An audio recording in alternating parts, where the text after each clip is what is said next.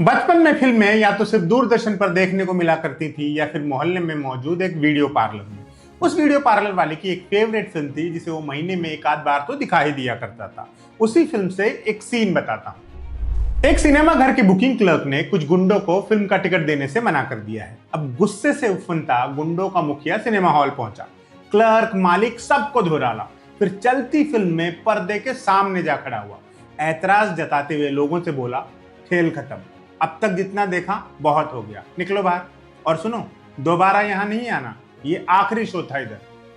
गुंडागर्दी का ये खुला खेल फर्रुखाबादी खेलने वाला आदमी था स्पॉट नाना, एक ऐसा गैंगस्टर जिसका पसंदीदा टारगेट है अड़ियल पुलिस वाले। वो उनके साथ दो ही काम करता है, मूवमेंट या स्पॉट। मूवमेंट यानी ट्रांसफर, स्पॉट यानी जहां दिख जाए वहीं खल्लास। स्पॉट और लोगों का भी करता है, इसलिए नाम ही स्पॉट नाना रखा हुआ है। उसका एक तकिया कलामनुमा डायलॉग भी है, नाना को ना सुनने की आदत नहीं है। ये फिल्म थी प्रतिबंध, और जिस शख्स ने स्पॉट नाना का खौफ पर्दे पर जिंदा कर दिखाया था वो एक्टर थे रामी रेड्डी। साउथ से हिंदी फिल्मों में आकर दशक भर तक तबाही मचाने वाले एक्टर।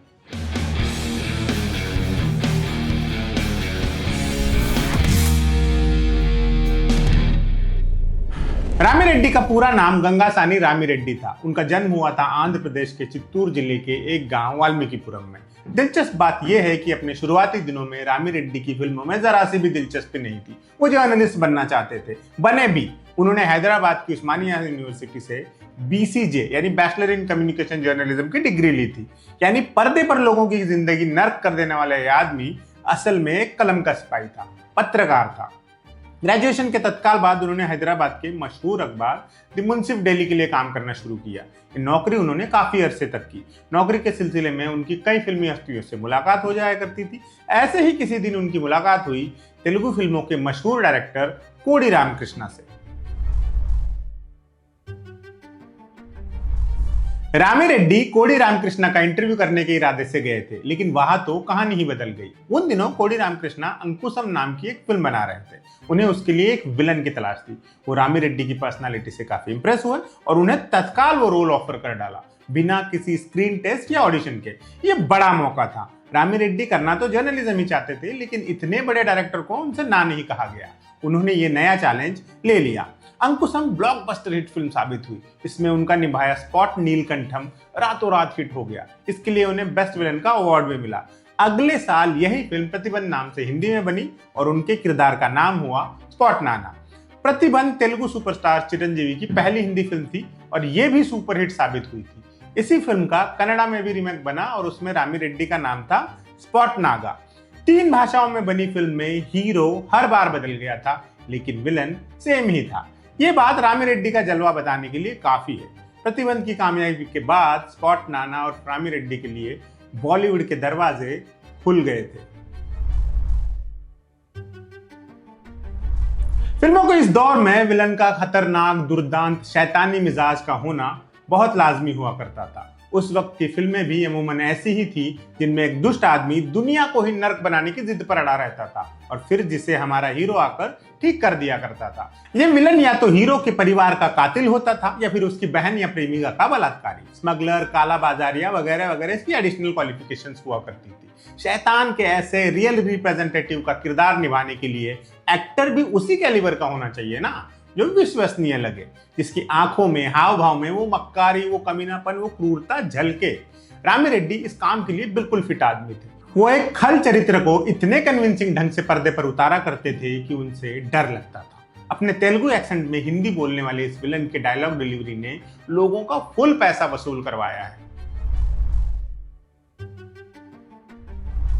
उनकी कॉमिक टाइमिंग भी गजब हुआ करती थी। स्ट्रेट फेस से वो ऐसे कमाल पंच डिलीवर करते थे कि मजा ही आ जाता था। अपने करियर में उन्होंने कई भाषाओं में मिलाकर 200 से ज्यादा फिल्में की। कई हिंदी फिल्में ऐसी रही जो बतौर फिल्में तो याद नहीं रही, लेकिन जिनमें रामी रेड्डी का किरदार याद रहा, जैसे खुद्दार, गुंडा, शपथ, आंदोलन, वक्त हमारा है, ऐलान, हकीकत, जानवर वगैरह वगैरह। साउथ में तो उनकी फिल्मोग्राफी और भी जबरदस्त रही, खासतौर से तेलुगु फिल्मों में। वहां भी उनके कई किरदार कामयाब रहे और फिल्में सुपरहिट, जैसे क्षण क्षणम, पेड्डारिकम, अनगनगा ओका राजू, थुल्ली तिरंता कालम, अम्मोरू, मृगराजू वगैरह। इस सदी के पहले दशक के सेकंड हाफ में उन्होंने कैरेक्टर रोल्स और कॉमेडी रोल्स भी किए, बल्कि एक डायरेक्टर ने तो सबको चौंकाते हुए उनसे साईं बाबा का किरदार भी करवा लिया। 2009 में आई तेलुगु फिल्म जगत गुरु श्री शिरडी साईं बाबा में वो साईं बाबा बने थे।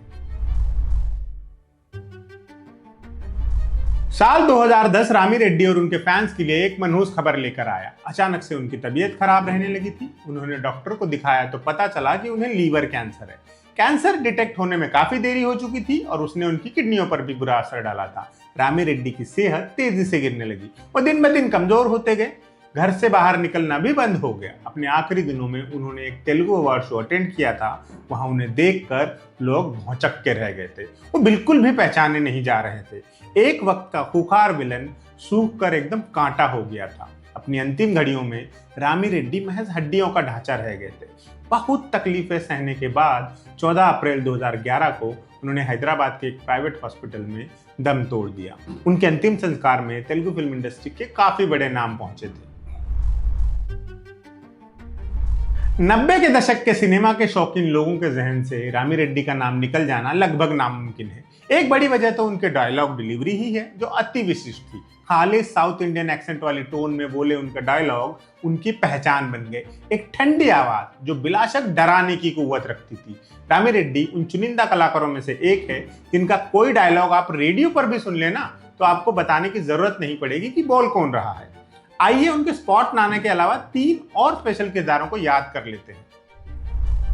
वक्त हमारा है का कर्नल चिकारा। मिलिट्री यूनिफॉर्म ने नक से शिक तक सजा एक भयानक सा आदमी जो आपकी रीढ़ की हड्डी में सेरन पैदा कर देता है। जो अपने इंट्रोडक्टरी सीन में जो पहले शब्द बोलता है वो ये होते हैं, यहाँ की हवा बता रही है बहुत अमन और चैन है इस देश में, जहर घोल दूंगा इस हवा में। आप ये डायलॉग सुनते हैं और आपको यकीन हो जाता है कि ऐसा सरासर मुमकिन है। ये आदमी कुछ भी कर सकता है। हवा में जहर घोलना तो बड़ी मामूली बात होगी इसके लिए। कर्नल चिकारा खुद को बिना साम्राज्य का सम्राट बताता है और क्रिप्टन बॉम्ब का विस्फोट कर भारत को तबाह करना चाहता है। सुनील शेट्टी और अक्षय कुमार को कर्नल से पार पाने के लिए काफी मशक्कत करनी पड़ती है। काफी कलरफुल रोल था ये रामी रेड्डी का।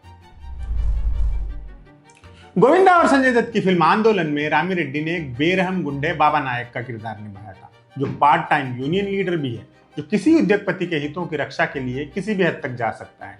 मर्डर करने से लेकर बस्ती में हिंदू मुस्लिम दंगा करवाने तक कुछ भी कर सकता है। भाई के खूंखार हाव भाव देखकर लगता भी है कि ये शख्स दुनिया के तमाम काले कारनामे सहजता से कर जाता होगा। जो संजय दत्त से भरी सड़क पर खुले शब्दों में कहता है, शहर का बच्चा बच्चा जानता है कि मैं बाबा नायक एक गुंडा हूं। बाबा नायक के अपने शब्दों में वो किसी का मर्डर नहीं करता है, उसका अकाउंट बंद करता है।